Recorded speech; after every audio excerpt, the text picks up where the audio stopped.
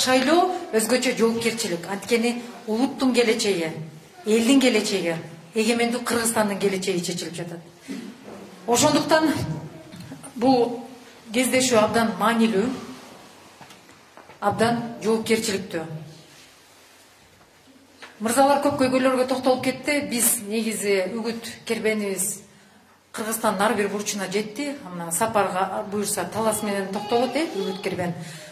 Улантабыз жок, негизи жалпы чоң жыйындарда айтып атам. Анан ар бир ушундай жыйындарда биз көп көйгөйлөрдү айттык. Анан кайталанбаса болбойт экен, көйгөйлөр баары бир. Паракорчулукка токтолдук, мына айыл чарба багытына токтолдук. Эркин мырза сөзүндө дагы көп көйгөйлөргө токтолот. Мен бир нерсени айтып кетейин, мүмкүнчүлүктөн пайдаланып. Бул залда айымдарыбыз отурат. Эсиңиздердеби? Саруу айыл өкмөтүндөгү шайлоо.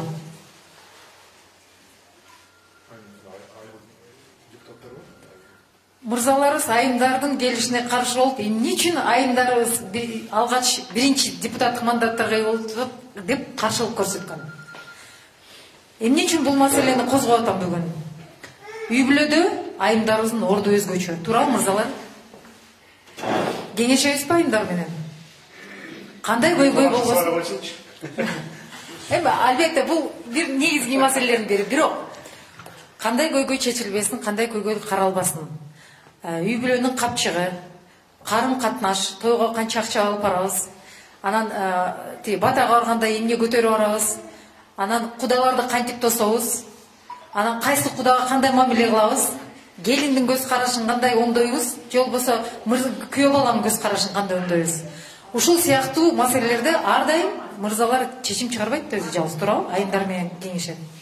Ушул сыяктуу мамлекеттин деңгээлинде дагы көптөгөн көйгөйлөр боюнча биз айымдардын катышуусун көбөйтүшүбүз керек. Мырзалар, колдойсузбу? Менин коллегаларым, менин партиялаштарым, санаалаштарым бул маселени колдойт. Жана сиздерге мүмкүнчүлүктөн пайдаланып кайрылып кетейин. Биз чечим чыгаруу деңгээлине айымдардын катышуусун бир гана камсыздоо эмес, сөзсүз түрдө колдоп беришибиз керек. Бул келечек үчүн абдан маанилүү. Мына ошол айымдарыбызга каршылык көргөзгөн мырзалар бүгүн байкап турат. 2 жылдан бери ошол иштеген айымдарыбыздын жыйынтыктугу, натыйжасы жакшыбы? Мына маселе ушунда да. Ошол айыл өкмөт шайлоодон кийин каршылык көргөзгөн айымды спикер кылып шайлап коюшту. Мына сага көрсөткүч.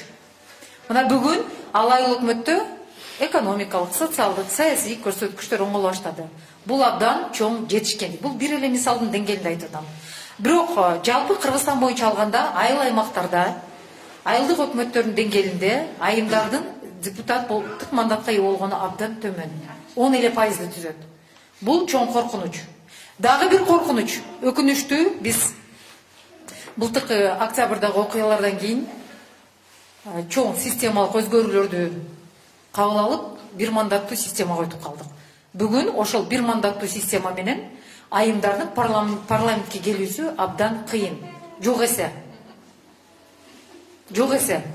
Бул менимче биз келечекте ушул маселеге өзгөчө көңүл буруп, буюрса катаны же болбосо мындай бир көйгөй туудура турган нерсени чечишке аракет кылышыбыз керек.